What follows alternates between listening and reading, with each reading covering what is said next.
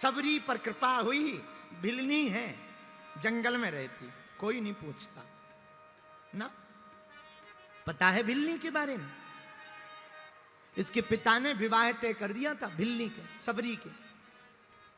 और एक दिन मां श्रृंगार कर रही थी, बाल उलझे हुए थे। मां ने गोद में बैठाया। तुमने देखा होगा माताएं अपनी बेटियों को गोद में बैठा करके बालों को सुलझाती। मां गोद में बैठा करके बालों को सुलझा रही थी। बहुत से पशुएं लाए जा रहे थे, बड़े बड़े हिंसक जानवर।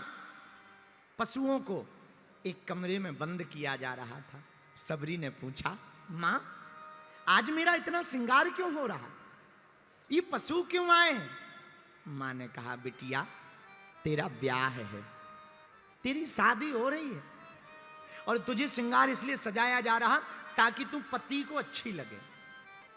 और ये जो पशु मंगाए ना, इसीलिए मंगाए हैं क्योंकि बारात आएगी तो निमंत्रण होगा, भंडारा होगा, तो कम से कम भोजन की व्यवस्था हो। इनको मार करके मांस से भोजन कराया जाएगा। सबरी को लगा ऐसा गृहस्थ जीवन किस काम का, ऐसा जीवन किस काम का जिसमें दूसरों को मार करके हमारा घर बसाया जाए। ऐसा जीवन किसी काम का नहीं है जिसमें दूसरों को बुरा ना मानना। पंचकुला के पागलों जो कहते हैं ना इसमें ऐसी विटामिन होती वैसी विटामिन होती, भाड़ में गया भैया, भूखे मर जाना पर किसी को मार करके अपना पेट मत भरना। किसी को मार कर अगर तुम अपना पेट भर कर रहे हो तो तुमसे बड़ा निर्दयी कोई नहीं है, तुमसे बड़ा पापी कोई नहीं है। हम तुमसे प्रार्थना करते हैं तुम्हारी कोई एक उंगली को काटे, तुम्हें अच्छा लगेगा या बुरा? बुरा लगेगा ना, हाँ या ना? बोलो। एक उंगली को नहीं तुम कटवा सकते।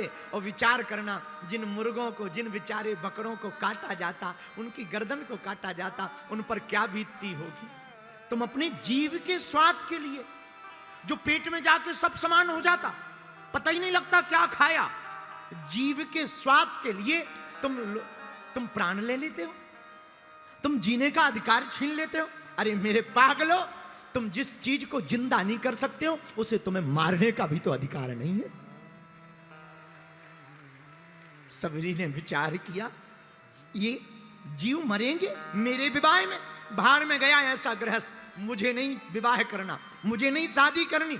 और रात के समय बारात आनी थी, रात को ही सबरी घर से भाग गई। भागते भागते जैसे ही जाने लगी, सोचा मैं तो जा रही हूं, ये बेचारे जानवर बंधे हुए हैं, इनको थोड़ी देर में काटा जाएगा। दरवाजे खोल दिए, सब जानवर जंगल में भाग गए। भागते भागते जानवरों ने सबरी को आशीर्वाद दिया, जा जैसे मेरा बंधन खोला है तेरा परमात्मा बंधन खोलेगा। और सबरी वन में चली गई। पिता ने खूब खोजा पर पाया नहीं। रात के अंधेरे में बेचारी, पढ़ी लिखी तो थी नहीं, जाए कहां? एक पेड़ के ऊपर रहने लगी। दिन भर पेड़ में रहती ताकि पिता पकड़ ना ले। रात को उतरती, बगल में एक आश्रम था मतंग मुनि का। मतंग मुनि के आश्रम में रात को जाती, सफाई कर लेती, थोड़ी सी लकड़ियां लाती, रख देती, कुछ खाने को मिल जाता वही खा लेती। पर संतों को बताती नहीं ना, अपना मुंह नहीं दिखाती ना। अब रोज गुरुजी परेशान, अरे सेवा दिख रही है, ये सेवा करता कौन है वो नहीं दिख रहा। एक दिन रात भर विद्यार्थियों ने जाग कर देखा, चुपके से एक लड़की आती है, सफाई करती है, लीपा पोती कर जाती है, लकड़ियां रख जाती है। सुबह रात को ही सब विद्यार्थी पकड़ के ले गए गुरुजी के पास। बेटी तुम कौन हो? महाराज मैं दूर से ही प्रणाम करती हूँ। महाराज मैं सबरी हूँ, भिलनी की जाति से हूँ, मैं बहुत छोटी जाति से हूँ। अरे बेटी तो क्या हुआ, आ इधर बैठ। महाराज आप संत महात्मा हैं, हम आएंगे, आप पवित्र हो जाओगे। अरे तू टेंशन मत ले, कहीं कोई बेटी के नजदीक बैठने से पिता अपवित्र होता है? तू मेरी बेटी है, आ। बेचारी बैठ गई। उसने अपनी आप बीती बताई। पता है मतंग मुनि ने क्या कहा? मतंग मुनि बोले, बेटी अरे तू टेंशन मत ले, अब तू आ गई है, जाना मत, यहीं रहे। महाराज पर तुम्हें लोग क्या कहेंगे? तू टेंशन मत ले, महात्मा हूं, मेरा नाम ही मतंग है, मैं सुनता किसी की नहीं हूं। चल तू प्रेम पूर्वक रहे, खूब सेवा कर। अब रहने लगी से अब आश्रम में। पता है प्रिय श्रोताओं क्या हुआ? एक दिन मतंग मुनि के जाने का समय आ गया। प्राण निकलने वाले थे, सब विद्यार्थी रो रहे थे, सबरी भी जाकर रोने लगी। गुरुजी, ये लोग रो क्यों रहे हैं? बेटी हम जा रहे हैं। कहां? ऐसी यात्रा पर जा रहे हैं, अब लौट के नहीं आएंगे। तो पिताजी, हमारी रक्षा कौन करेगा? बेटी चिंता मत कर, हम तुझे राम नाम मंत्र दे देते हैं, ये मंत्र तेरी रक्षा करेगा। पर एक बात और बताओ, मुझे भी साथ ले चलो, मैं यहां क्या करूंगी? ना ना ना, तू टेंशन मत ले, तू यही रहे। बेटी, हम तुझे वचन देते हैं, अपनी भक्ति के बल पर तू यही झोपड़ी में रहना। देखना, जब त्रेता युग आएगा, ढूंढते ढूंढते राम तेरी झोपड़ी में आएंगे। एक वचन कान में पड़ गया, राम आएंगे। इतना कह के गुरुजी चले गए। मेरे पागलों, लौट कर बात नहीं हुई कि राम कितने बजे आएंगे, कब आएंगे, क्या पूजा करनी, एक शब्द नहीं हो पाया। सिर्फ एक गुरु का शब्द कान में पड़ा, तू चिंता मत कर, तेरे घर राम आएंगे। और सबरी ने प्रण ठान लिया, अब तो राम आकर के ही रहेंगे, मेरे गुरु के वचन व्यर्थ नहीं हो सकते। लोग कहते हैं कैकेयी के कारण राम बन गए, पंचकुला के पागलों, हमें तो लगता है सबरी के कारण राम को बनाना पड़ा। सबरी के सम्मान को बढ़ाने के लिए, सबरी की भक्ति को दृढ़ करने के लिए राम जी बना। मेरे पागलों, छोटी सी जाति की भिलनी राम की प्रिय हो गई, आज भक्तिमती माता हो गई। राम जी का चरित्र बिना सबरी के अधूरा है। और बुरा न मानना, राम जी बन गए इसलिए तो वो बन गए। राम जी बन गए इसलिए तो वो बन गए। और हम तो इतना कह सकते हैं, राम जी बड़े बड़ों के घर जाते, कोई कथा नहीं होती उनकी, सबरी के घर गए इसलिए राम जी की इतनी गाथा है। राम जी की गाथा का कारण ये है।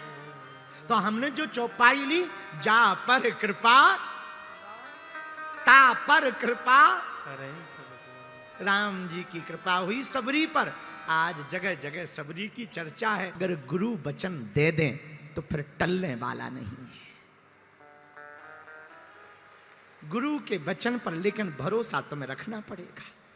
अगर तुम डिग जाओगे तो कुछ ना पा पाओगे, अगर तुम टूट जाओगे तो तुम कुछ ना पा पाओगे। अगर तुम्हारा भरोसा अधूरा रहा कि गुरुजी ने कह तो दिया, होगा कि नहीं होगा, तो पक्का है नहीं होगा। अगर ये मन में आया कि होगा कि नहीं होगा, गुरुजी ने कह तो दिया, तो गारंटी मानिए 1% नहीं होगा। और अगर मान लिया कि मेरे गुरु ने कह दिया, तो फिर होता ही होता है। कुछ भी बिगड़ जाए, संतों की वाणी पर भगवान को विचार करना पड़ता है। इसीलिए हम भगवान के चरण ना पकड़ पाए, परमात्मा को ना पकड़ पाए, तो किसी महात्मा को पकड़ लें। महात्मा गुरु रूप में पकड़ लें। और हमसे कोई पूछे कोई गुरु बताओ, तो हमें तो एक ही नजर में गुरु आते, जय जय जय हनुमान कृपा करहु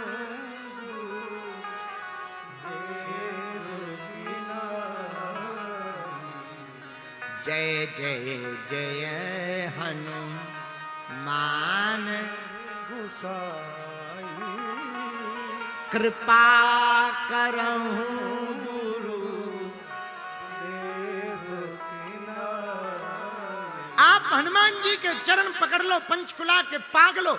हम तुम्हें वचन देकर के कहते हैं, व्यासपीठ से गारंटी के साथ कहते हैं, अगर तुमने हनुमान जी के चरण पकड़ लिए ना, तो तुम्हें राम जी के पास जाने की आवश्यकता नहीं है। राम को तुम्हारे पास लाने की जिम्मेवारी हनुमान जी की है। सुग्रीव गए थोड़ी हैं ना, राम जी आए हैं।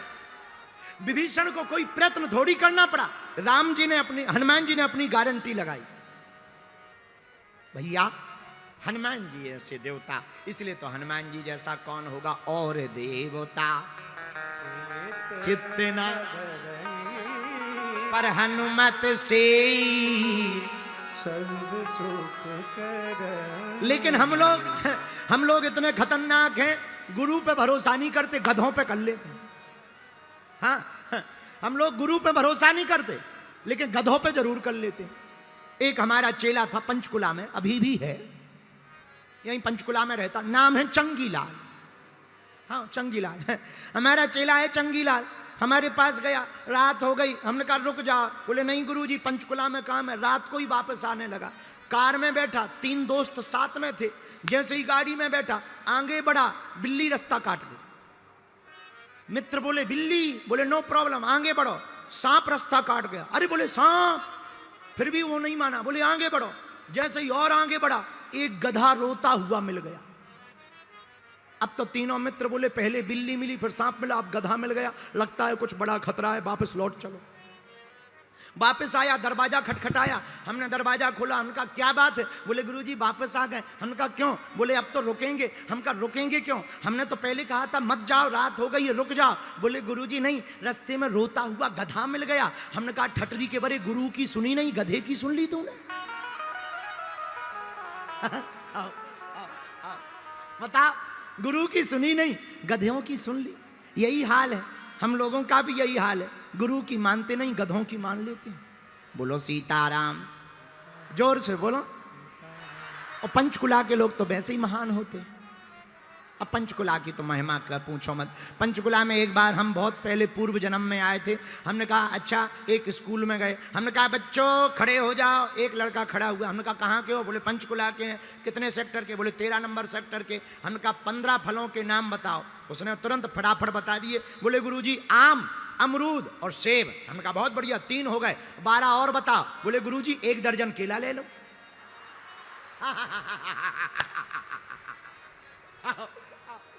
बोले 1 दर्जन केला ले लो। हमने कहा कहाँ के हो? बोले पंचकुला। हम कहा तो ठीक है फिर। हम कहा अब हम ले लेंगे बैठो बैठो बैठो, आओ बैठो। उस दिन से हम समझ गए कि पंचकुला के लोग तो बड़े महान होते हैं, इनसे तो कोई जीत ही नहीं सकता है। लेकिन भैया चौपाई बड़ी प्यारी। जा पर कृपा राम की हो, जा पर कृपा राम की हो, जा पर कृपा करे सब कोई, जा पर कृपा करे सब कोई। गाइए सीताराम सीताराम